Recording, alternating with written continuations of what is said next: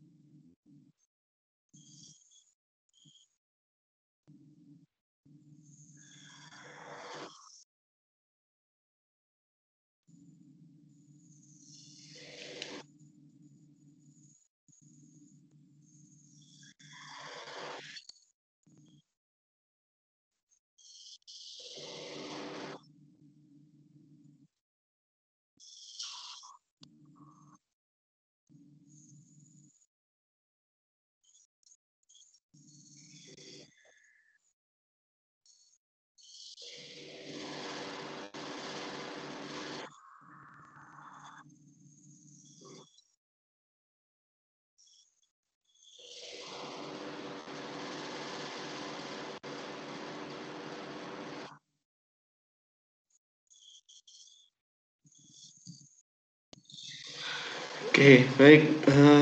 Kita lanjutkan sekarang dengan materi yang dari PowerPoint ya. Sebentar, aku cek dulu.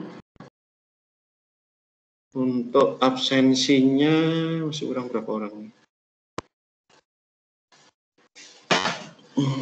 Sebentar ya. Iya, Pak.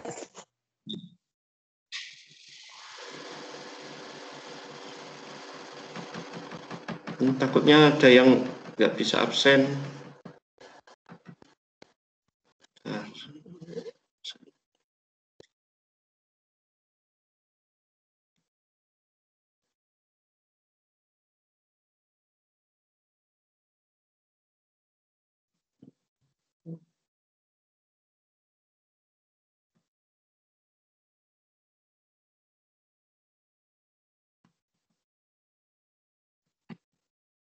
ya masih kurang 4 orang nih yang belum. Bapak, maaf, saya kesulitan absen. Oh iya, siapa namanya? Fakira, Pak. Siapa? Alia Fakira. Oh, iya. Sebentar ya. Ya, ini ada kurang 4 orang.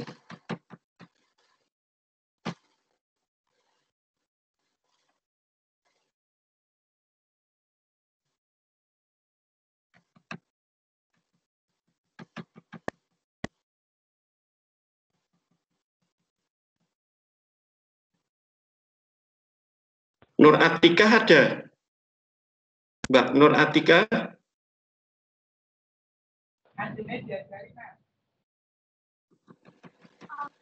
Nggak ada ya.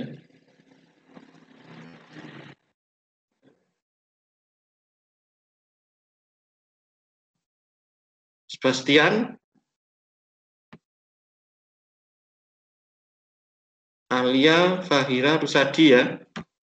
Iya, Sudah. Pak. Ya, sudah Pak Teguh absenkan. Terus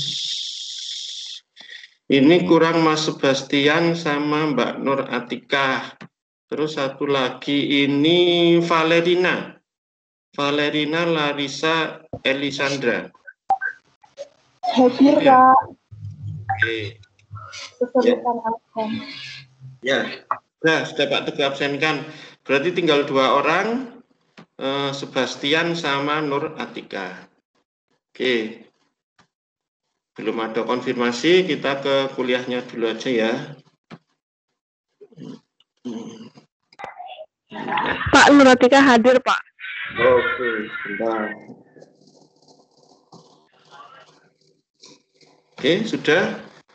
Silakan dicek, sudah Pak Teguh absenkan, tinggal Sebastian. Ya.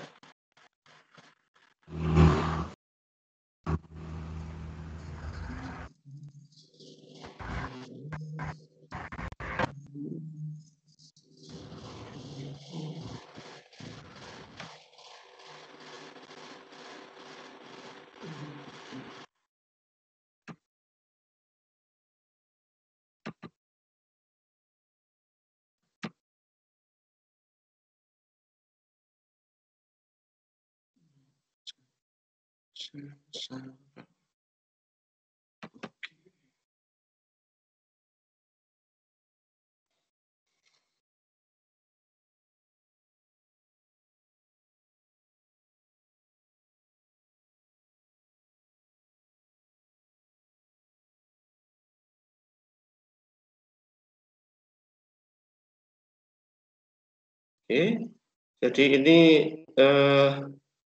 pengulang yang dari video tadi ya. Sebenarnya dari video tadi sudah lengkap sebenarnya ya untuk kuliah jaringan sel saraf.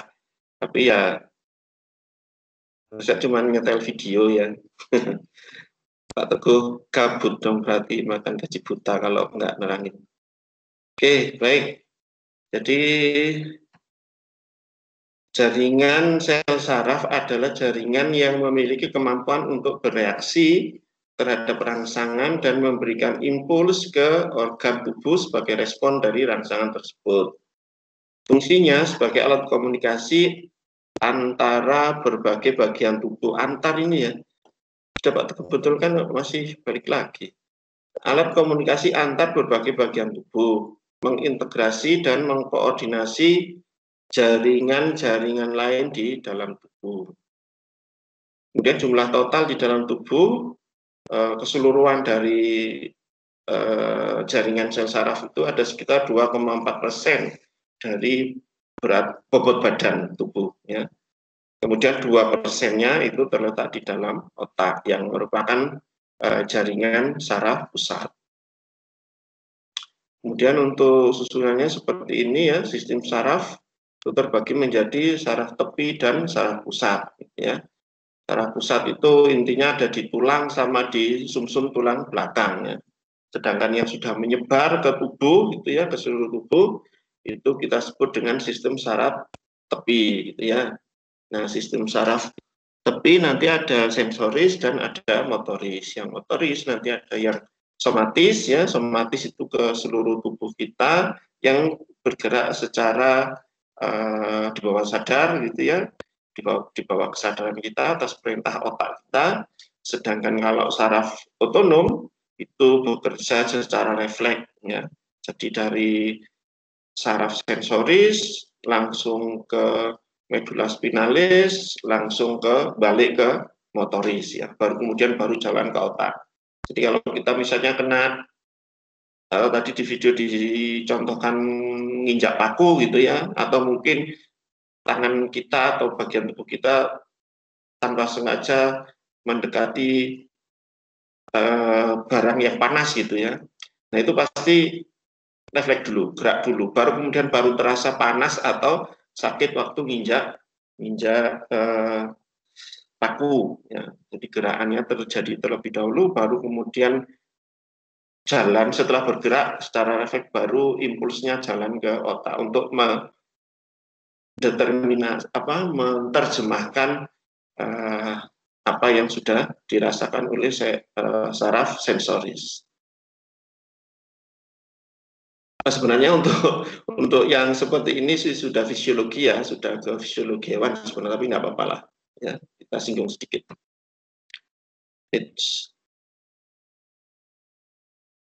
Ya, jadi secara umum jaringan saraf, ya, jaringan saraf itu tersusun oleh dua jenis sel. Ya. Jadi jangan dibayangkan kalau jaringan saraf itu hanya ada sel saraf cetok gitu, enggak ya, tapi ada sel pendukungnya juga. Ya. Jadi jaringan saraf itu tersusun atas sel saraf itu sendiri yang disebut dengan neuron dan sel pendukungnya yang biasa disebut dengan neuroglia atau sel glia. Jadi ada yang menyebut neuroglia, ada yang menyebut sel glia gitu ya. Itu adalah sel yang mendukung kerja dari sel saraf dan masuk dalam jaringan saraf. Ya. Jadi neuron adalah sel sarafnya, sedangkan neuroglia adalah sel pendukung. Ya. Bisa sebagai insulator, ya, pelindung, dan sebagainya. Nah, bagian-bagian neuron, jadi sebenarnya sel saraf atau neuron ini sama seperti sel yang lainnya, jadi cenderung membulat gitu ya, cenderung membulat.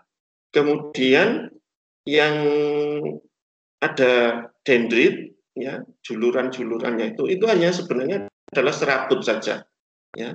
Jadi dendrit sama aksonnya itu sebenarnya adalah serabut saja. Badan aslinya ya yang badan di tengah itu yang ada inti selnya, ada mitokondrianya, ya. Jadi bentuk aslinya seperti itu, tetapi kemudian mengalami modifikasi dengan adanya istilahnya serabut, ya, serabut akson yang ujungnya nanti disebut neurit sama dendrit.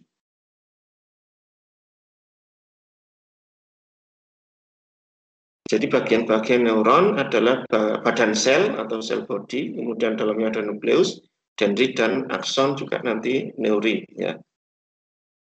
Jenis neuron ada afren, ya, sensoris, kemudian ada efren, ya, kemudian ini yang terakhir ini ketutup ini mesti.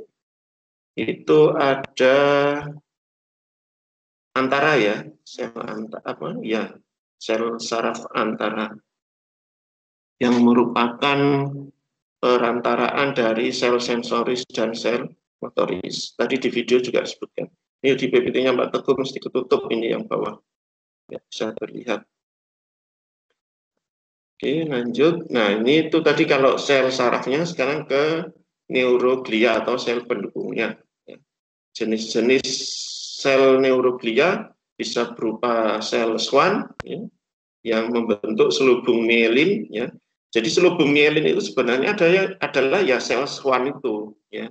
Jadi yang membungkus akson itu adalah disebut mielin. Nah, mielin itu sebenarnya ya sel Schwann. Ya. Jadi ada inti selnya dan sebagainya.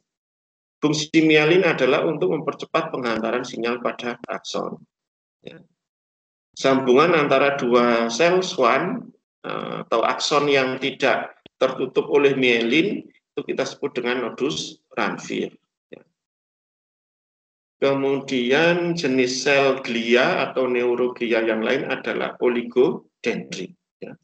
Membentuk selubung mielin pada susunan saraf pusat. Ya. Saraf tepi, maaf, saraf tepi. Ya. Ini ya saraf perifer ya. Jadi kalau sel Schwann ini pada saraf pusat, sedangkan kalau oligodendrit pada sel perifer, saraf perifer. Mesti ketutup sih ya. Bawah. Oke, kemudian jenis neuroglia yang lain adalah astrocyte ya. Ini yang mengatur ekstraseluler pada neuron. Kemudian ada mikroglia ya. Ini yang bersifat fagosit. Kemudian ada epidema, terdapat pada ventrikel otak dan spinal cord ya. Jadi ada pada otak dan sumsum tulang belakang. Kemudian satelit sel ya, sel pendukung di sekeliling body cell pada susunan saraf tepi. Nah ini ya bentuk-bentuknya seperti ini. Jadi ini yang berwarna pink yang di tengah adalah akson, kemudian dibungkus oleh selubung mielin yang sebenarnya adalah sel Schwann. Nah, sel Schwann-nya ini mempunyai neurolema atau membran sel.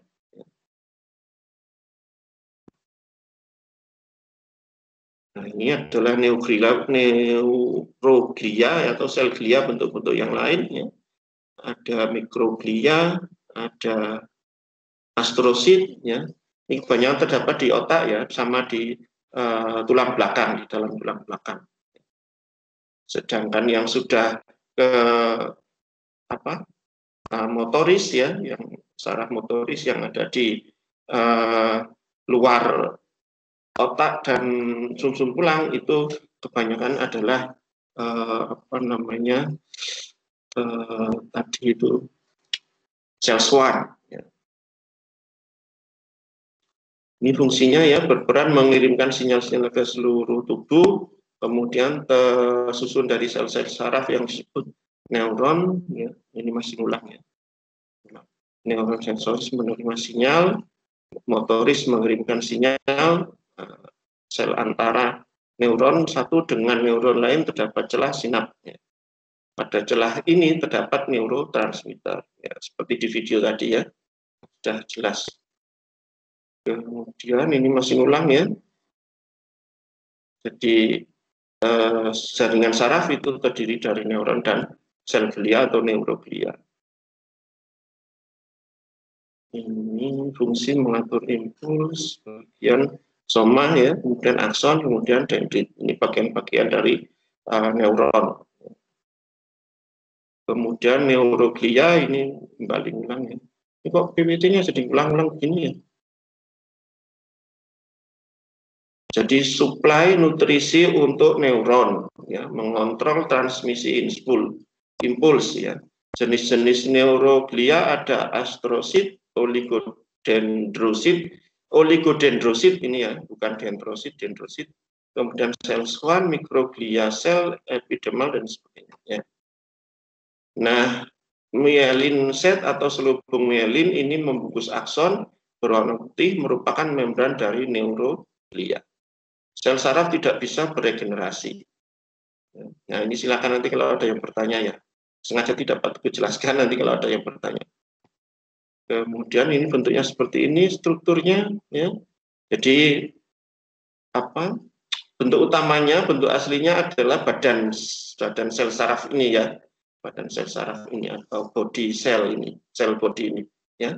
Kemudian untuk dendrit dan aksonnya itu sebenarnya adalah serabut ya, modifikasi dari sel ya, serabut. Sama seperti halnya pada spermatozoa atau sel sperma ya.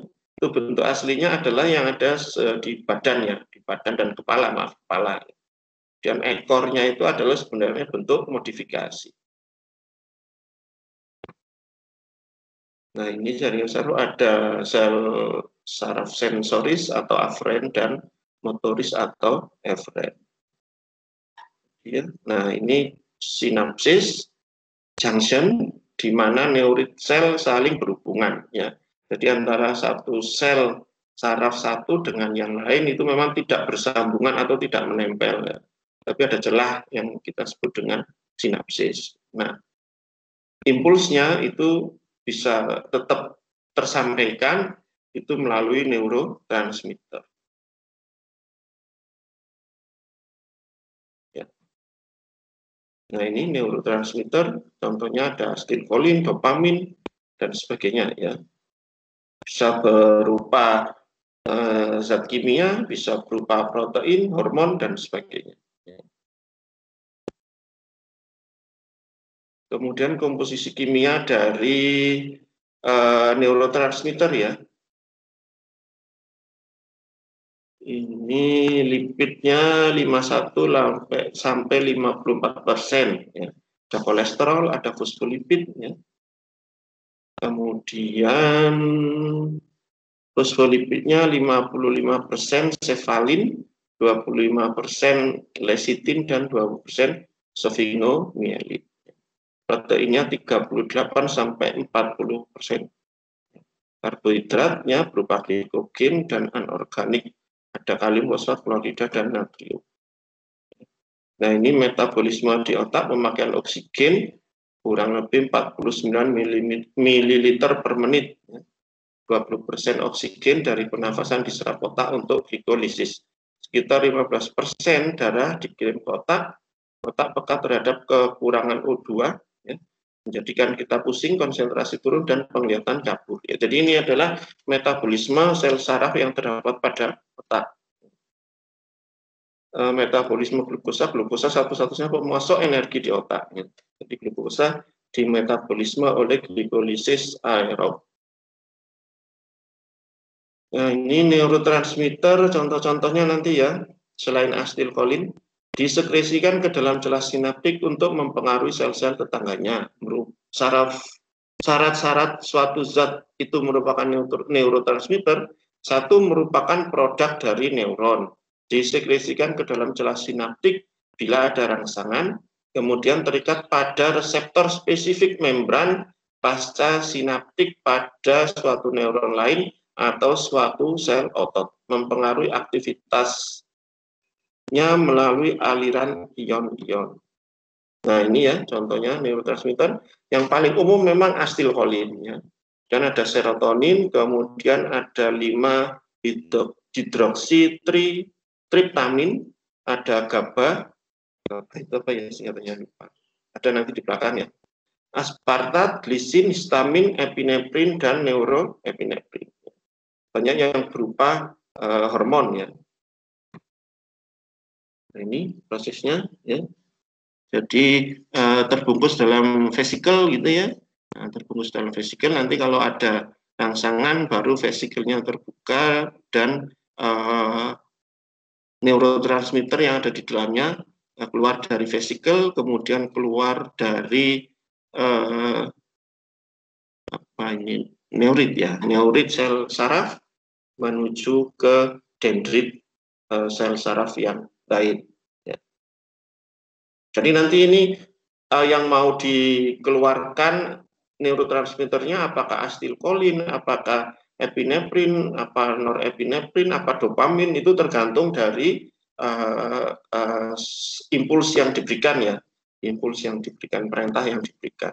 tentu saja nanti penerjemahannya akan berbeda-beda ya. Kalau yang dikeluarkan asetilkolin itu kalau tidak salah untuk gerakan ya biasanya ya. Asetilkolin itu untuk gerakan. Ini karena contohnya pada orang yang epilepsi itu atau yang terjadinya gerakan secara terus-menerus itu dikatakan asetilkolinnya diskresi terus-menerus ya. Jadi di sel sarafnya itu di sinapsisnya itu dikeluarkan asetilkolin secara terus-menerus ya. Karena ada kekacauan perintah dari atas itu ya, dari otak. Sehingga timbulnya menjadi gerakan yang berulang-ulang tidak terkendali. Itu contoh kalau yang perintahnya adalah gerakan, ya. Maka neurotransmitternya adalah asetilkolin. Kalau dopamin itu kalau tidak salah sensasi kelegaan gitu ya, sensasi lega, nyaman gitu ya, kalau tidak salah, sehingga terus ke ngantuk dan sebagainya. Kalau tidak salah ya lupa Pak. Ada itu di endokrin ya, mata kuliah endokrin. Nah ini macam-macam neurotransmitter, ada asetilkolin ya, merupakan neurotransmitter yang tidak diproduksi di dalam neuron, ya, ditransportasikan ke otak dan ditemukan di seluruh bagian otak. Asetilkolin berada di seluruh sistem saraf pusat dan perifer. Asetilkolin memiliki konsentrasi tinggi di basal ganglia dan korteks motorik. Fungsi utama dari asetilkolin ini adalah mengatur atensi, memori, rasa haus, pengaturan mood, tidur, memfasilitasi perilaku seksual dan ototnya, tonus atau kontraksi otot. Ya, jadi ini digerakkan juga, itu yang memerintahkan adalah atau yang diskresikan adalah neurotransmitternya adalah asetilkolin. Kemudian GABA, nah ini GABA tadi ya, asam gamma aminobutirat. Ya, GABA itu singkatannya gamma aminobutirat. Ditemukan pada seluruh sistem saraf pusat. GABA berlokasi di hipotalamus ya, hipokampus. Jadi hipokampus ini sel-sel saraf yang ada di otak ya, istilahnya hipokampus. Kemudian hipokampus ini apa? Kudanil, hewan kudanil itu bahasa Inggrisnya apa? Ada yang tahu? Hipotamus. Sama ya? Hipo? Iya.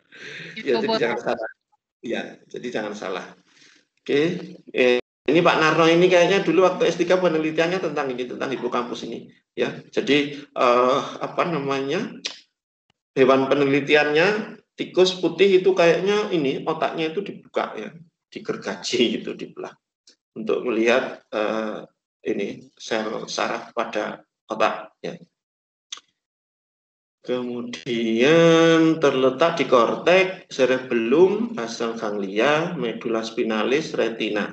Ya, GABA penting di dalam otak karena menjaga penembakan banyak neuron. Ia membantu ketepatan sinyal yang dibawa dari satu neuron ke neuron berikutnya. Kemudian norepinefrin ya, memiliki konsentrasi tinggi di dalam locus coeruleus ya, serta dalam konsentrasi sekunder dalam hipokampus, amigdala dan korteks cerebral. Dipindahkan dari celah sinaptik dan kembali ke penyimpanan melalui proses preaptik aktif, menghambat penembakan neuron dalam sistem saraf pusat, tetapi membangkitkan otot jantung, usus, dan alat urogenital. Ia juga membantu mengendalikan kewaspadaan serta berfungsi dalam proses apa itu? Nggak kelihatan pasti. Yang bawah selalu nggak kelihatan. Apa itu? Tulisannya yang terakhir, 2 baris di bawah, berfungsi dalam proses apa itu? Pembelajaran dan memori. Oh iya, gitu ya. Jadi semua neurotransmitter itu mewakili atau membawa pesan sendiri-sendiri ya. Nah, ini dopamin berlokasi di saraf pusat dan diproduksi dalam substansia nigra serta dipindahkan dari celah sinaptik dari enzim MAO, membantu dalam mengatur ini apa ya? Lupa juga Pak, enzim MAO. Membantu dalam mengatur fungsi pikiran, pengambilan keputusan, mengendalikan pergerakan volunter, dan membantu dalam mengintegrasikan kognisi.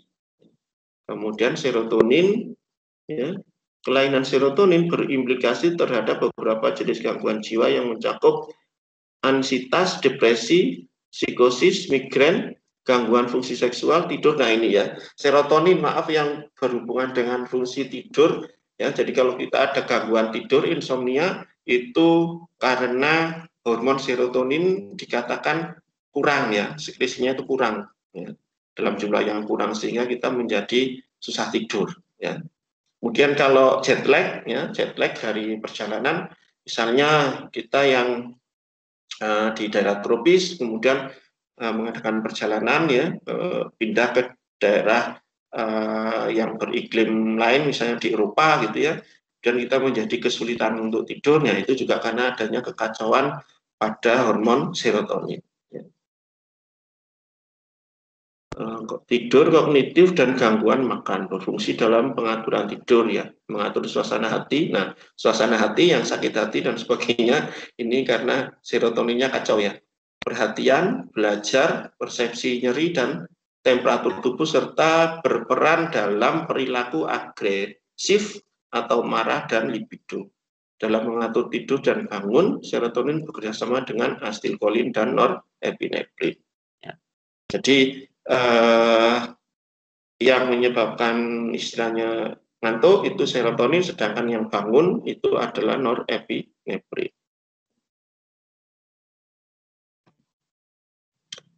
Ada glutamat ya, merupakan neurotransmitter eksitatori utama pada otak, di mana hampir tiap area otak berisi glutamat. Jadi ini ada di otak, tidak ada di tepi ya, saraf tepi nggak ada. Glutamat memiliki konsentrasi tinggi di kortikostriata dan di dalam sel cerebellar.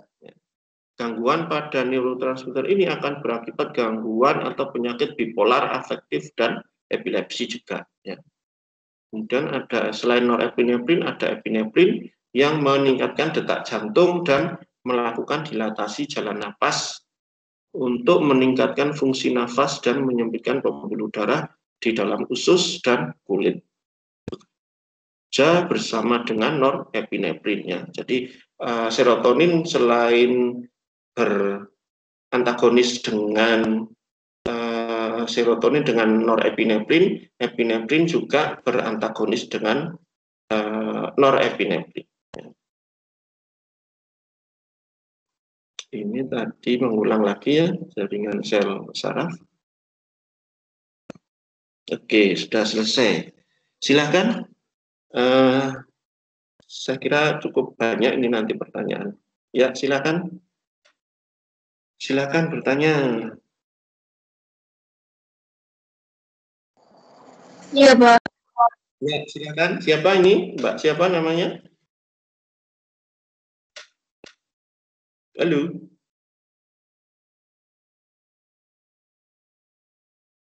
Retno kah? Yang mau bertanya Retno? Kok hilang suaranya? Iya, Pak. Mbak sudah.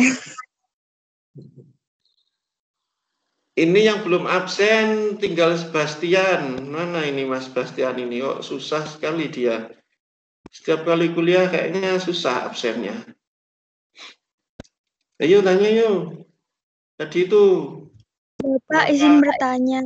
Ya, silahkan siapa? Fitri. Ya, silahkan Mbak Fitri. Kan tadi di slide dijelaskan bahwa sel saraf tidak dapat melakukan regenerasi. Berarti kalau ada kerusakan pada sel saraf, misalnya penyakit gitu, nggak bisa disembuhkan ya, Pak? Iya. sebelum Pak Teguh jawab, ada yang bisa bantu jawab? Susah ini jawabannya. Kalau ada yang bisa bantu jawab, wah, sip. Ada yang bisa bantu jawab?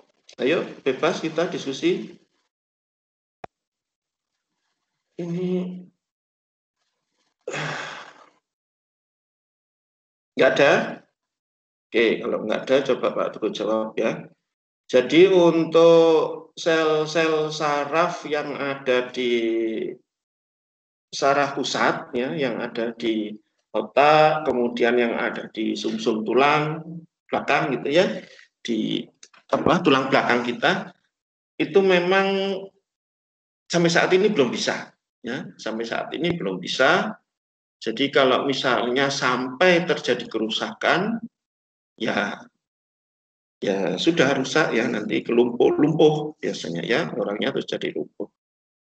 Tetapi itu kan sel-sel saraf yang sebenarnya sangat terlindungi ya, lokasinya sangat terlindungi di dalam otak gitu ya, dilindungi oleh tempurung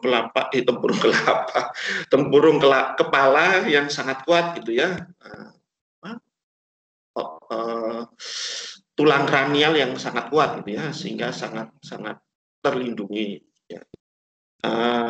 Kalau sampai tulang kranialnya terjadi kerusakan, trauma, benturan atau digergaji gitu ya sama Pak Narno, ya sudah alamat rusaklah nanti sel-sel saraf yang ada di otak. Dan itu tidak bisa diperbaiki sampai sekarang ya. Walaupun jurnal terbaru yang Pak Teguh baca itu kapan ya pernah baca ya, tapi pernah baca itu di Amerika kalau tidak salah ya, itu sudah ditemukan gen yang mempengaruhi inisiasi untuk pembentukan sel-sel saraf pada otak. Gennya itu sebentar, aku lupa.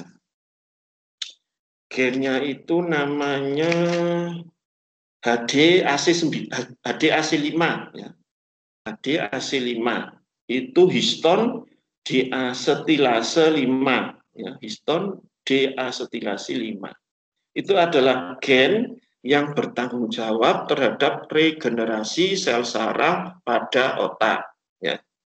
Tetapi sel ini tidak mau aktif ya.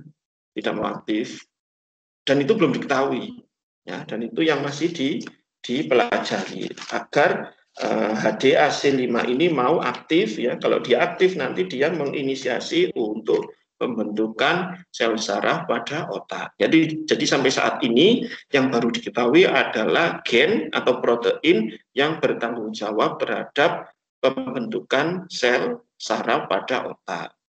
Tetapi belum diketahui cara mengaktifkannya. Ya, cara mengaktifkannya itu bagaimana, itu belum diketahui. Jadi sampai sekarang untuk sel saraf pada otak itu belum bisa diregenerasi ataupun kalau terjadi kerusakan belum bisa diperbaiki ya. Kemudian termasuk juga pada sel-sel saraf yang terdapat pada medula spinalis atau tulang belakang ya. Sedangkan untuk sel-sel saraf yang ada di tubuh ya, yang ada di tangan dan sebagainya, itu kalau kerusakannya ya dilihat pada derajat kerusakannya itu sudah bisa, sebenarnya mereka bisa memperbaiki ya. Kalau kerusakannya tidak terlalu parah, itu bisa sebenarnya mereka memperbaiki dirinya sendiri ya.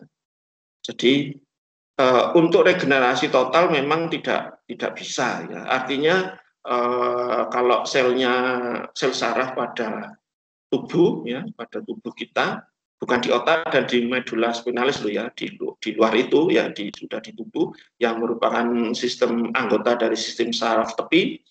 Itu kalau terjadi kerusakan hanya pada akson saja misalnya, itu mereka bisa memperbaiki diri. Itu mereka bisa memperbaiki diri. Tapi kalau untuk beregenerasi secara utuh, misalnya sudah rusak atau mati, itu tidak bisa. Seperti hanya misalnya eritrosit gitu. Eritrosit itu kan kalau sudah mati kan diganti lagi baru. Itu tidak bisa. Dan itu memang sudah katakan takdirnya seperti itu ya, takdirnya seperti itu dan dirunut gitu ya. Kenapa tidak bisa meregenerasi secara utuh gitu ya? Artinya menduplikasi diri ya, membelah jadi dua gitu misalnya tidak bisa. Itu karena salah satunya ya penyebabnya sampai saat ini diduga adalah karena tidak adanya membran sel. Ya. Membran selnya kan hanya ada di atau neurolemanya kan hanya ada di akson saja, sedangkan di badannya itu kan tidak ada. Kemudian dikatakan juga penyebabnya karena tidak adanya sentrosom. Ya. Jadi di dalam sitoplasma sel saraf itu di badannya itu ya, yang ada inti sel, ada mitokondria, ada apa namanya retikulum endoplasma itu ternyata tidak punya sentrosom. Jadi ini kenapa ya katanya disebut memang sudah didesain atau takdirnya itu memang tidak bisa menduplikasi diri itu karena tidak ada sentrosom. Kalian tentu paham ya apa itu fungsi sentrosom ya. Organel sentrosom itu fungsinya untuk apa? Karena itu sentrosom adalah sangat berperan dalam pembelahan sel ya. Sangat berperan dalam sitokinesis ya. Waktu terjadi pembagian sitoplasma atau sitokinesis itu sentrosom sangat berperan. Nah, itu ternyata tidak ada. Ya, organel sentrosom itu tidak ada pada sel saraf. Ya. Maka itu kenapa sel saraf tidak bisa menduplikasi diri. Jadi dia sudah diciptakan sejak lahir, ya, sejak lahir, kemudian terbentuk dari sel kecambah, ya, sel kecambah atau sel punca, itu kemudian terspesialisasi menjadi sel saraf, dan dia tumbuh menjadi dewasa dan sampai dia meninggal ya hanya ada itu ya, hanya ada itu. Kalau rusak hanya terjadi perbaikan tetapi tidak terjadi penggantian ya, paham ya, hanya terjadi perbaikan tetapi tidak terjadi penggantian ya, kalau rusak. Kalau mati ya sudah nggak ada yang ganti ya, jadi bisa secara mandiri memperbaiki diri dari kerusakan, dilihat dari derajat kerusakan. Ya, seberapa parah kerusakannya. Kalau kerusakannya itu hanya terjadi pada akson yang bermielin, nah itu masih bisa memperbaiki diri. Tetapi kalau kerusakannya sangat parah sampai ke badan selnya, nah itu kemungkinan sudah tidak bisa diperbaiki. Ya. Itu jawabannya dari Pak Teguh. Jelas atau masih ada yang ya, ya itu ya. Jadi kalau sel yang ada, sel saraf yang ada di otak dan medula spinalis itu 100% sampai saat ini belum bisa diperbaiki. Tetapi untuk apa sel-sel saraf yang ada di situ rusak itu kan agak mustahil gitu ya. Kalau sampai itu rusak ya mungkin karena traumanya terlalu berat ya memang fatal gitu ya. Tapi kalau sel yang perifer ya, yang ada di lengan kita, kaki kita, gitu ya, kalau sampai kan memang rentan ya rusak. Kalau misalnya kita kecelakaan dan sebagainya itu rentan terjadi kerusakan, tetapi biasanya bisa memperbaiki diri. Oke, silahkan ada pertanyaan lagi. Ya. Jadi intinya jaringan saraf itu ada dua ya, sel saraf itu sendiri dan sel neuroglia atau sel glia, sel pendukungnya. Sel saraf ada sensoris, motoris, dan sel saraf antara. Sedangkan neuroglia itu ada macam-macam ya, ada tadi sel Schwann, ada apa yang seperti bentuk bintang, dendrosit, ya, dan sebagainya. Itu saja sih sebenarnya. Untuk struktur dalamnya ya apa namanya sel saraf itu pada badan sel ada dendrit, kemudian ada akson, aksonnya bermielin, kemudian ujung dari akson kita sebut dengan neurit. Ya. Nah kemudian kenapa mielinnya itu tidak bersambungan semua rapat gitu ya. Nah itu sebenarnya memang untuk memberi celah ya. Jadi nodus Ranvier-nya itu memang untuk memberi celah karena kalau tertutup semua kan juga mungkin impuls sarafnya itu juga tidak berjalan dengan baik gitu ya. Mungkin berhenti di tengah jalan dan sebagainya. Jadi kalau tertutup rapat semua memang tidak baik. Sedangkan kalau tidak tertutup itu takutnya sel atau impulsnya itu bisa menyebar kemana-mana. Jadi memang itu sudah modifikasi sedemikian rupa sehingga sangat sempurna ya. Jadi kenapa selubung mielinnya itu tetap ada celah gitu ya, tidak tertutup rapat semua sepanjang akson gitu ya, tetap ada celah. Oke, ada pertanyaan lagi mungkin atau sudah cukup? Bapak, Oke, ya, ya. kalau saraf terjepit itu yang terjepit apanya ya Pak ya? Ya, boleh, bagus ya pertanyaannya. Jadi istilah saraf terjepit itu biasanya terjadi pada sel saraf yang terdapat pada medula spinalis ya. Jadi sel saraf yang terdapat pada tulang belakang kita. Ya. Nah itu kan sel saraf pusat yang ada di tulang belakang kita, ya itu kan bertanggung jawab terhadap macam-macam ya, tadi yang di video ada 12 itu ya. Nah itu kan ada macam-macam. Nah itu yang terjepit itu yang bagian mana itu ya? Ya maksudnya terjepit itu memang ini kena tulang ya, kena tulang belakang kita ya. Kebetulan ada contoh kasus bagus sehingga Pak Teguh jadi tahu itu waktu kemarin sekolah di Malang itu ada salah satu dosen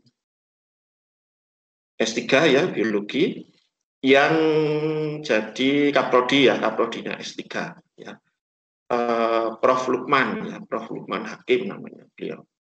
Nah, itu kan lama tidak mengajar. Ternyata sakit ya, sakitnya itu katanya saraf kejepit. Akhirnya Pak Teguh dengan teman-teman satu angkatan tengok ke rumahnya. Belum ada belum ada COVID waktu itu ya, belum ada COVID 2 tahunan yang lalu mungkin. Nah, itu beliau tidak bisa jalan ya. Beliau tidak bisa jalan dan diagnosanya adalah saraf terjepit. Nah, kita ke sana sehingga dapat informasi langsung dari beliau, ya, dapat informasi langsung dari beliau. Sebenarnya itu sakitnya apa? Gitu.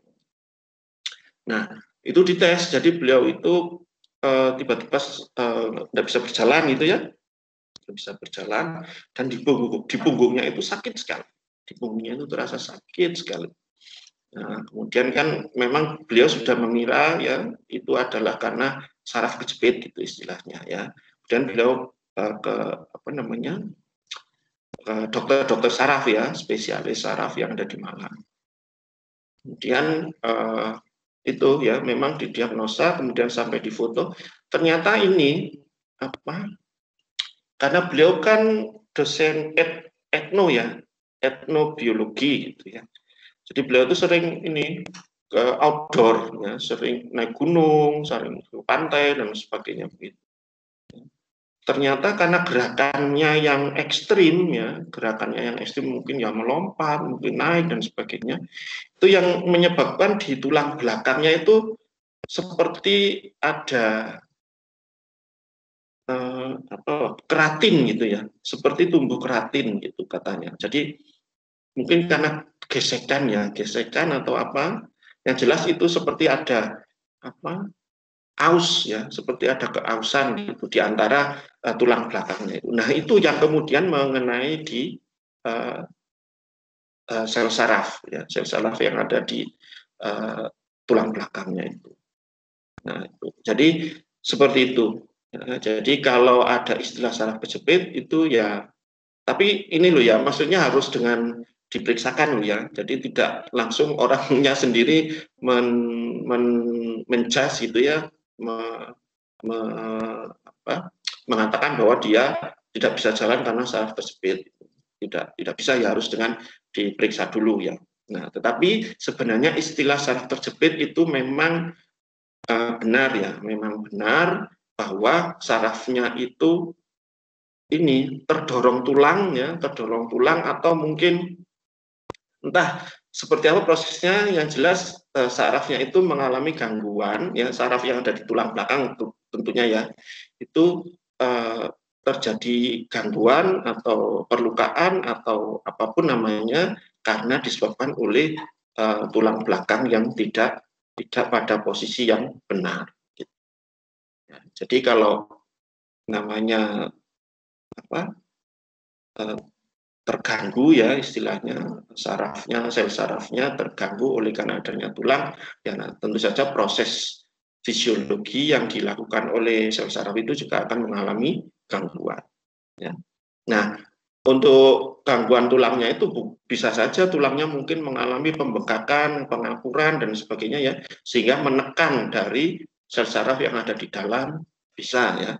Bisa juga karena memang sel sarafnya mungkin trauma, luka sehingga mungkin bengkok menekan ke dalam juga bisa ya. Jadi intinya benar kalau sel saraf terjepit itu sel saraf yang ada di tulang belakang itu fungsinya terganggu karena yaitu kena tulang, ya, kena tulang belakang.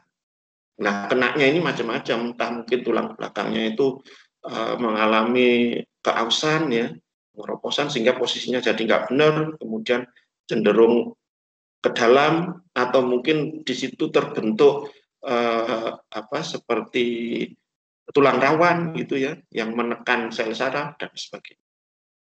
Itu, paham ya? Jadi intinya fungsi sel sarafnya terganggu karena tulang, ya, karena adanya disposisi tulang atau tulang belakangnya letaknya berubah gitu ya, ataupun letaknya tetap tetapi tumbuh seperti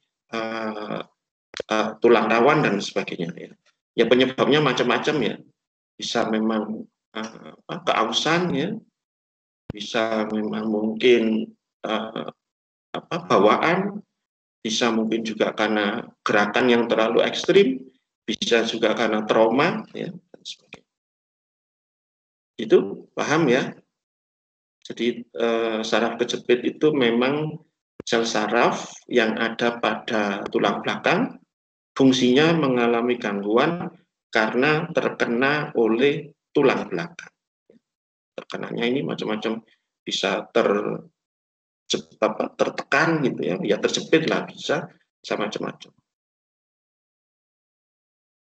Itu, apakah sudah paham atau masih ada pertanyaan? Paham, Pak. Iya. Silakan, masih ada pertanyaan lagi? Saya Pak Zalfa. Iya, silakan Zalfa ya. Iya Pak. Iya Pak. Kinerja tubuh itu kinerja tubuh berkebalikan dengan letak syaraf Pak. Misalnya yang bagian kanan tubuh, tangan kanan itu bermasalah. Berarti itu karena otak sebelah kirinya itu bermasalah atau gimana ya Pak?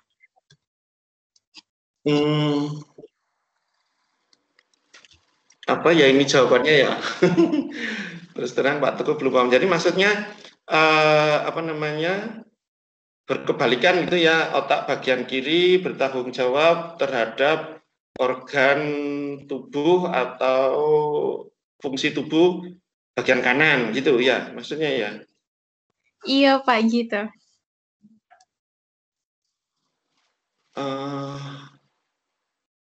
Apa iya sih seperti itu? Oh ya, tadi ya di video tadi ya jelas ya, dari sensor otak kiri gitu ya merambat ke dari kanan ya gambarnya ya, terus merambat ke kiri gitu ya.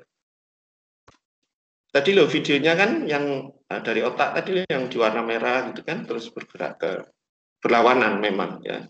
Jadi otak sebelah kanan itu nanti dia memerintahkan atau jalur sinyalnya itu dari medula spinalis terus bergerak ke bagian tubuh yang sebelah kiri ya.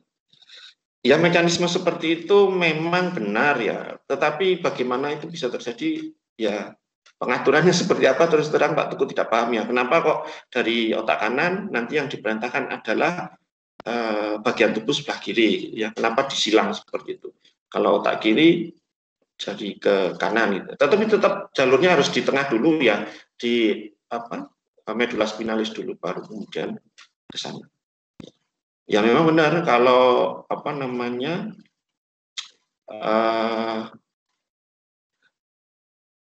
ada kelumpuhan misalnya pada tangan kiri, yaitu yang bermasalah mungkin di sel saraf pada bagian otak sebelah kanan. Ya, itu kan yang ditanyakan. Halo? Iya, Pak, betul. Iya, betul. Jadi di video tadi kan sudah jelas itu gambarnya ya. Jadi nanti kalau mau minta videonya boleh ya. Pak Teguh emailkan atau WA kan nanti ke Amel ya. Jadi digambarkan memang jelas prosesnya seperti itu. Tapi Pak Teguh terus terang nggak tahu kenapa harus disilang itu ya. Kenapa enggak otak kanan bertanggung jawab terhadap fungsi pada bagian tubuh sebelah kanan. Pak Teguh tidak tahu, belum tahu jawabannya. Coba cari dulu ya. Coba Pak Teguh cari dulu. Mudah-mudahan minggu depan bisa menjelaskan. Memang jalurnya dari otak kanan bertanggung ke medula spinalis dulu, baru kemudian ke gerak atau fungsi dari bagian-bagian tubuh sebelah kiri. Oke, gitu jawabannya ya. Makasih Pak atas jawabannya. Ya, sama-sama. Silahkan, masih ada lagi pertanyaan? Ya, ya Mas. Bertanya. Iya, silahkan. Kan tadi kan sel saraf itu tidak bisa membelah ya? Tidak bisa. Jadi itu tuh yang kalau kasus kanker saraf itu seperti apa ya Pak? Oh, kanker sel saraf gitu ya. Memang benar ya, pernah dengar. Memang ada ya kanker sel saraf ya. Kalau misalnya pun ada, mungkin dugaannya Pak Teguh ya, kalau misalnya ada kanker saraf, itu kan ini, apa namanya, proses terjadinya kanker ya, proses terjadinya kanker, yang Pak Teguh ajarkan di S2 ya, biomol, ya, biologi molekuler terapan. Itu proses terjadinya kanker, kita sebut sebagai kanker, kategorikan sebagai kanker, apabila sel pada suatu bagian tubuh, gitu ya, itu mengalami pertumbuhan yang luar biasa, ya, pertumbuhan yang luar biasa, melebihi dari normalnya, dan mengganggu, ya, mengganggu. Kalau belum mengganggu, ya belum dikategorikan. Mengganggu fungsi yang ada pada sel tersebut, ya. Misalnya sel kanker darah gitu ya, kanker darah. Nah, itu terdapat sel-sel yang ada pada darah yang pertumbuhannya luar biasa, kemudian mengganggu proses pada atau fungsi pada sel darah. Jadi fungsi pengangkutan oksigen, fungsi memakan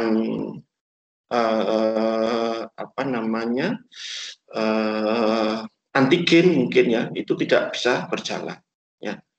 Tetapi ada tahapnya, kalau masih berada di lokasi tersebut kita kategorikan sebagai tumor ya. Jadi pertumbuhan sel yang luar biasa kemudian mengganggu fungsi dari sel dan jaringan yang ada di lokasi itu, kita sebut dengan tumor. Kemudian kalau sel-selnya ini integrasi, bukan integrasi sebenarnya istilahnya apa ya Pak? Ini loh misalnya Amerika mencaplok negara Kuwait, itu namanya apa?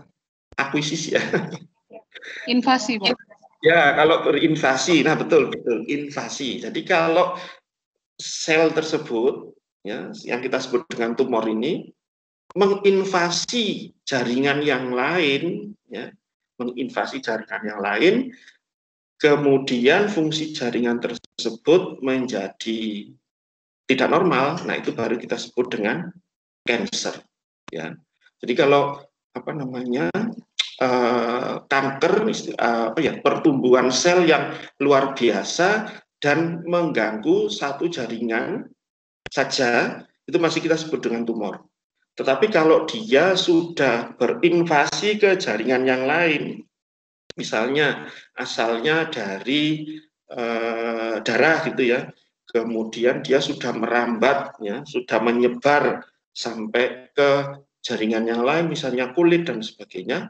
Nah, ini baru kita namakan sebagai cancer istilahnya. Ya. Nah, untuk jaringan saraf, menurut saya kalau misalnya ada kanker, mungkin yang menyebar itu bukan jaringan saraf, ya. Jadi bisa saja dia berasal dari jaringan yang lain. Jaringan yang lain pertumbuhannya tidak terkendali, menjadi tumor, kemudian dia baru menginvasi ke jaringan saraf, ya, jaringan saraf, kemudian dia di situ tumbuh tidak terkendali lagi, menyebabkan fungsi sel saraf menjadi terganggu. Ya. Jadi paham ya? Jadi kanker saraf mungkin sel yang tumbuh berkembang menjadi banyak itu bukan sel sarafnya, tetapi sel lain yang berasal dari jaringan yang lain. Ya. Tetapi dia menginvasi jaringan saraf sehingga fungsi sel sarafnya menjadi terganggu. Jadi otomatis yang membelah bukan sel sarafnya. Ya. Dugaan Pak Teguh seperti itu. Kalaupun ada namanya kanker saraf. Itu Mas? Ya Pak, paham. Terima kasih Pak. Iya, sama-sama. Jadi sel saraf itu memang sudah dimodifikasi dari sanonya untuk tidak bisa bereplikasi atau membelah diri.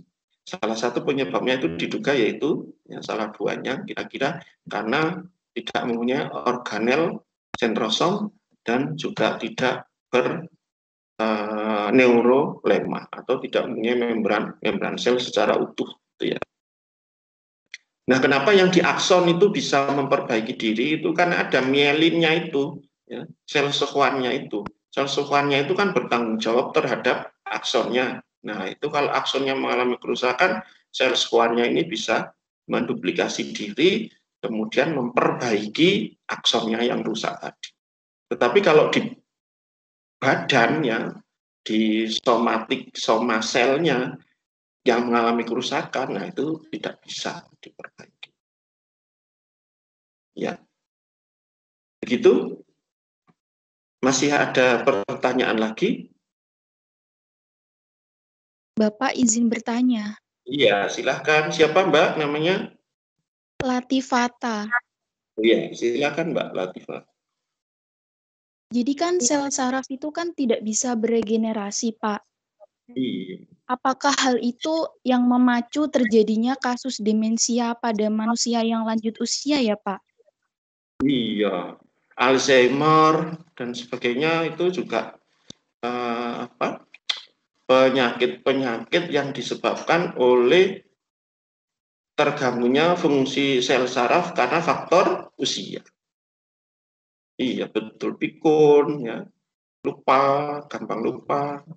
Demensia itu ya, lupa itu ya, betul tidak? Iya, Pak. Iya, iya betul sekali. Ya, jadi yang menyimpan memori segala itu kan sel saraf ya yang ada di otak ya.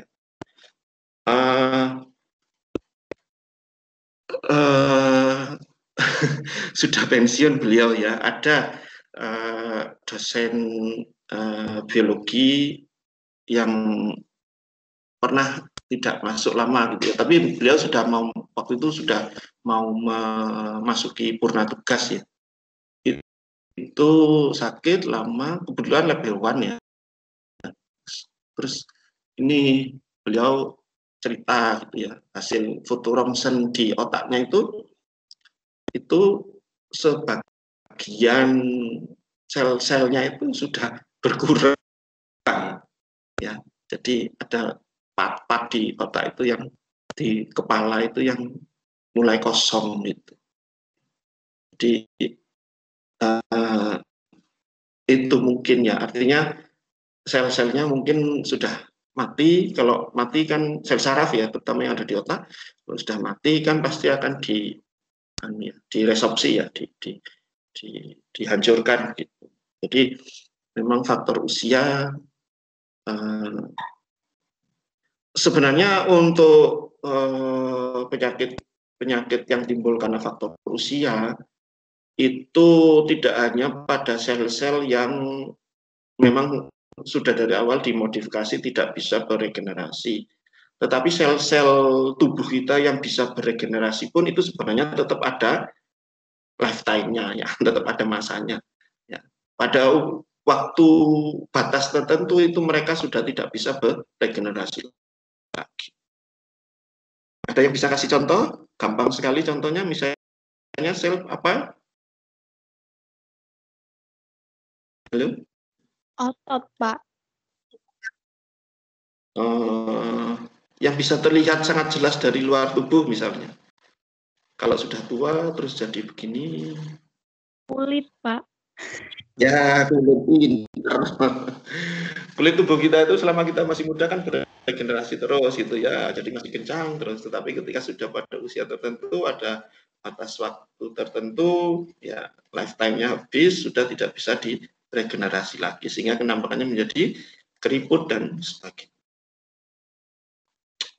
Begitu ya jawabannya ya, Mbak Latifah. Iya, Pak. Terima kasih. Sama-sama. Ya. Jadi sangat benar ya bahwa penyakit-penyakit karena faktor usia, misalnya demensia dan sebagainya, itu sangat berhubungan dengan fungsi dari sel saraf pada otak. Ya. Semakin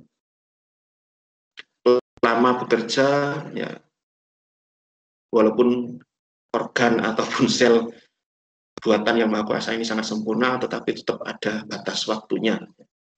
Ketika sudah memasuki batas waktu untuk tidak berfungsi, ya dia tidak akan berfungsi, mati, dan akhirnya diresorpsi oleh tubuh. Silahkan, ada pertanyaan lagi? Masih ada? Cukup, Pak. Iya. Kayaknya cukup ya. Oke, baik. Iya, Pak. Kalau sudah tidak ada pertanyaan lagi, kuliah untuk hari ini cukup dulu. Kita ketemu lagi. Pertemuan terakhir berarti ya minggu depan sama Pak Teguh. Pertemuan ke-7. Materinya tentang sistem pencernaan. Ya, tentang sistem pencernaan. Setelah itu kita UTS. Untuk UTS ini Pak Teguh tanyakan, minta kalian enaknya gimana? Maksudnya soal biasa ya seperti closed book pada umumnya 4 atau 5 soal, atau satu soal yang berupa analisis. Silahkan, kira-kira mau pilih yang mana? Tipe 1 atau tipe 2? Tipe 1. Tipe 1, Pak. 1, Pak. Tipe 1 ya. Iya sudah. Oke, baik. Jadi nanti dari materi PPT-nya silahkan dibaca. Nanti Pak Teguh buat soal seperti yang ada di PowerPoint ya. Tapi jangan copy paste loh ya, nanti tetap diketik lagi baru ya. Iya, Pak. Jawabannya tetap diketik. Siap, Pak. Ya, baik. Pak. Baik. Ya, kalau sudah tidak ada yang perlu Pak Teguh sampaikan lagi dan kalian juga sudah tidak ada yang bertanya, cukup untuk hari ini. Terima kasih. Kita ketemu lagi minggu depan. Sekali lagi pesan Pak Teguh tetap jaga kesehatan ya. Aduh, ini ngeri sekali ya. 3-4 hari yang lalu dapat kabar dari teman-teman ada lagi dokter di Universitas Brawijaya ya dari Malang itu yang meninggal. Ibu-ibu masih aktif buka praktek, ya, meninggal. Padahal orangnya baik sekali. Salah satu teman Pak Teguh ada yang pernah bekerja satu lab gitu ya, penelitian. Orangnya baik sekali. Suaminya dokter juga 3-4 bulan yang lalu juga meninggal karena COVID. Ya. Jadi untuk bulan ini saja katanya sudah ada 125 dokter yang meninggal. Bulan kemarin katanya 100, sekarang 125. Jadi parah sekali ya. Kemudian vaksinnya sebenarnya sudah ditemukan, katanya sudah ada vaksinnya buatan Cina itu ya, dan sudah disetujui oleh WHO. Tetapi ternyata pelaksanaan untuk vaksinasi itu tidak semudah itu ternyata ya. Pak Teguh baru baca juga. Ternyata tidak semudah itu. Artinya karena ini kan pandemi seluruh dunia gitu ya. Jadi kalau misalnya mau divaksin, yaitu harus pelaksanaannya itu serentak seluruh dunia ini, ya, divaksin gitu ya, bareng, ya. Karena ternyata vaksin itu ada expirednya, ya. Vaksin itu ada expirednya, terutama vaksin yang COVID-19 ini.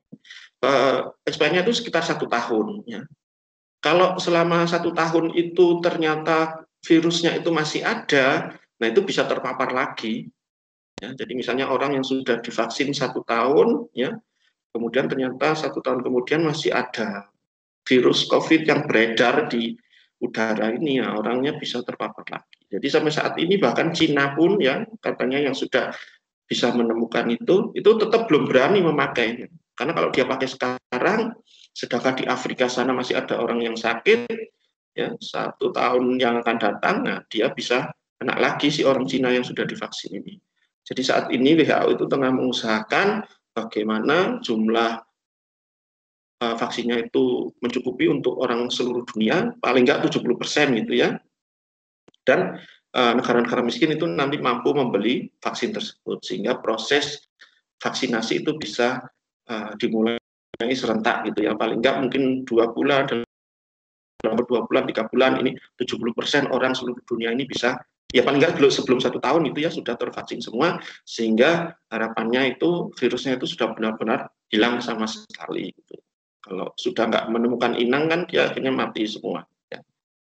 Jadi ternyata penerapan atau pemakaian vaksin sejak ditemukan itu tidak semudah itu untuk menggunakannya. Gitu ya. Jadi masih banyak kendala. Jadi pesan Pak Teguh sekali lagi, jaga kesehatan, kalau keluar rumah benar-benar pakai masker, ya. Tapi hindari kerumunan, ya, seperti Pak Teguh nggak pernah berani keluar rumah, ya. Kalau nggak penting sekali nggak berani keluar rumah. Oke, itu saja ya yang perlu Pak Teguh sampaikan. Baik, terima kasih. Selamat pagi. Assalamualaikum warahmatullahi wabarakatuh. Waalaikumsalam. Terima kasih Pak Teguh. Terima kasih Pak Teguh. Ya, sama-sama. Sampai ketemu lagi minggu depan ya. Oke, Pak. Pak. Terima kasih, Pak. Oke, sama-sama. Pak Teguh pamit dulu ya. Iya, Pak.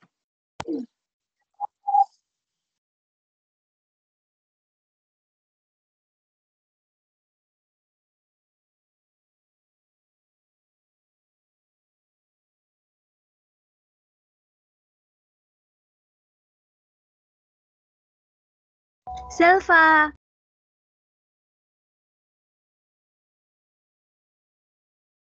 Novel Zudi dicariin Mbak D5, WA-mu kenapa?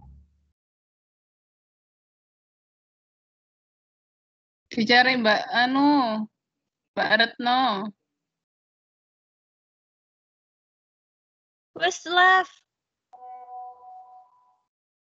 Iya.